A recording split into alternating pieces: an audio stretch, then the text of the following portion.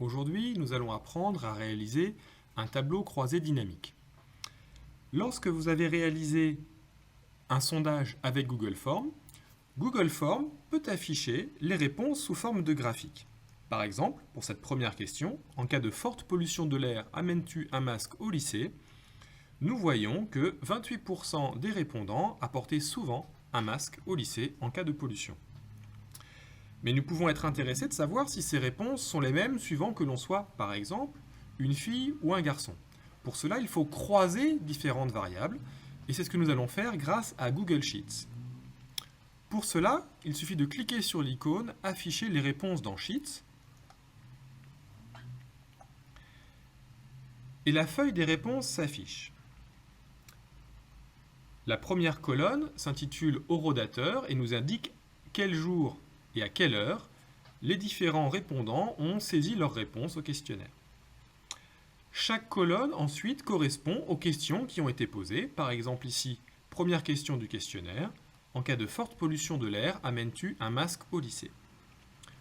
Pour réaliser un tri croisé, il faut cliquer sur le menu Données, Tableau croisé dynamique. Vous allez créer un tableau croisé dynamique dans une nouvelle feuille. Vous avez un gabarit de tableau qui apparaît mais qui est pour l'instant vide. C'est grâce à la colonne de droite que vous allez pouvoir le remplir progressivement.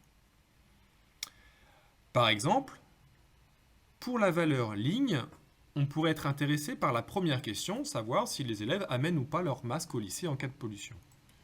Vous cliquez sur « Ajouter », vous sélectionnez la question qui vous intéresse. Ici, en cas de forte pollution de l'air, amènes-tu un masque au lycée? En colonne, nous allons essayer de voir si les réponses diffèrent suivant le genre des répondants. Donc pour cela, vous ajoutez en colonne la question posée sur le genre. Pour l'instant, aucune donnée ici n'apparaît, car il faut dire à Sheets quelles sont les valeurs qu'il faut qu'il compte. Le plus simple, c'est de lui demander de compter les valeurs correspondant à l'horodateur. Donc vous cliquez sur « Ajouter horodateur ». Vous voyez le tableau qui s'est automatiquement rempli. En revanche, apparaissent parfois des réponses pour lesquelles il y a eu des vides dans le tableau. Pour les enlever, il suffit de cliquer sur « Filtre » et d'ajouter des filtres pour enlever les réponses vides. Par exemple, pour la question « En cas de forte pollution de l'air, amènes-tu un masque au lycée ?» Et nous allons demander simplement d'enlever les réponses vides. J'ajoute un filtre également sur l'autre question sur le genre. Et nous allons enlever les réponses vides.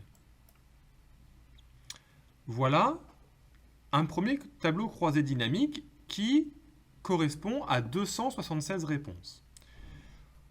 Il est souvent beaucoup plus pratique de les afficher non pas en valeur absolue, mais en pourcentage. Par exemple, en pourcentage des filles et des garçons, donc en pourcentage total d'une colonne.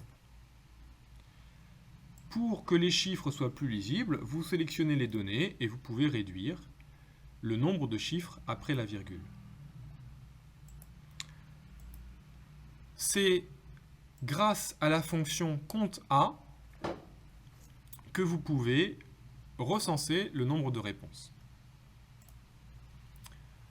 Il est très simple de transformer ensuite ce tableau en graphique en faisant insertion, graphique.